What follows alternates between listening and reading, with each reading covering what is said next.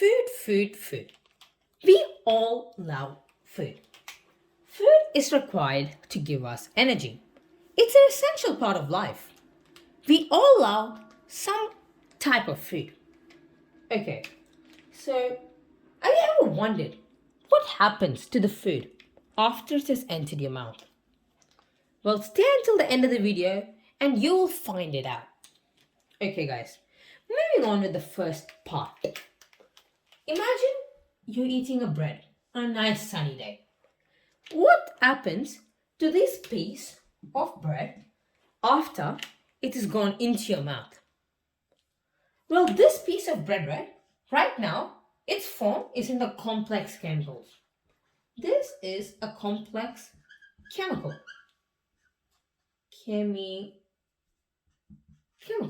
So our body cannot process complex chemicals. So we need to make this complex chemical into a form that our body can use. That is simple chemicals. Simple chemical, also known as glucose. So we need to change this food that we're eating, so this bread, into glucose, guys. So how are we going to do this? In a process called digestion. This process is called digestion. Okay, so now let me repeat it again. What is digestion? Digestion is the process of turning complex chemicals into simple soluble chemicals that our body can use. Okay, guys? So that's basically the digestion part. So where does digestion take place? Well, to answer that question, it's pretty simple and straightforward. Digestion takes place in your digestive system. Digestion takes place in your digestive system. Okay, so what's in your digestive system? What are located in your digestive system? In your digestive system, we have esophagus. I'll not write esophagus. We have the digestive tract. It's a more accurate word. Digestive tract. So guys, it would be better if you all copy this down. We have the digestive tract and we have organs,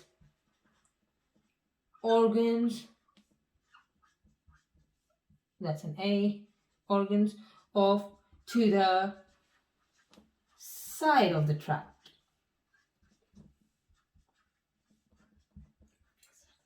Okay, guys, so we have organs on the side of the tract and we have the digestive tract. So what happens in the organs off to the side of the tract are these organs, right? They're not part of the digestive system. They're part of other systems, but they produce chemicals that are helpful in the digestion process. Examples are liver and pancreas. They both produce bile and pancreatic juice that I'll later cover on in my videos. So, the digestive tract. The digestive tract is mainly the esophagus, as I was previously writing. It's where the food travels from the mouth to the stomach, the digestive tract. Okay, guys? Now, looking at the types of digestion, that is our next point. There are mainly two types of digestion, mainly called mechanical and chemical. So it's mechanical and chemical digestion, guys. So mechanical digestion is when the food is broken down into smaller pieces. Mechanical digestion is when the food is broken down into smaller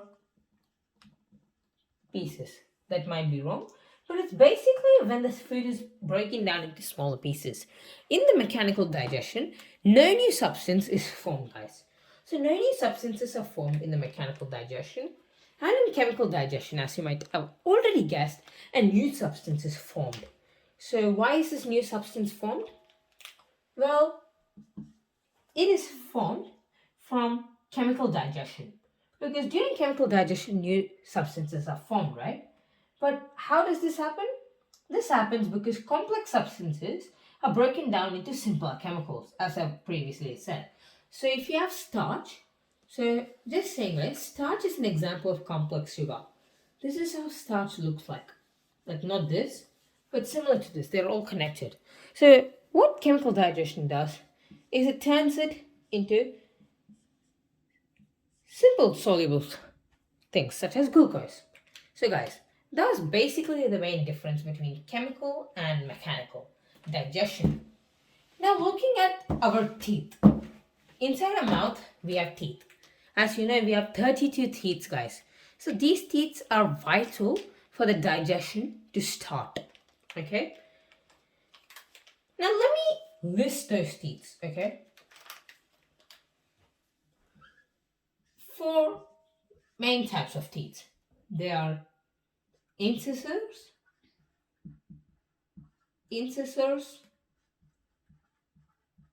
canines, molars,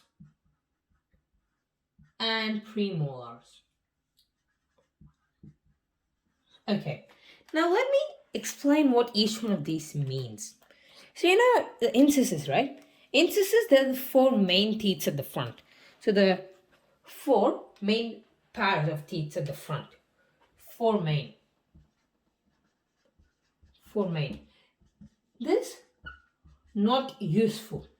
So they don't have much of a use in like humans, but they're useful in animals such as like live catching animals such as lion and wolf.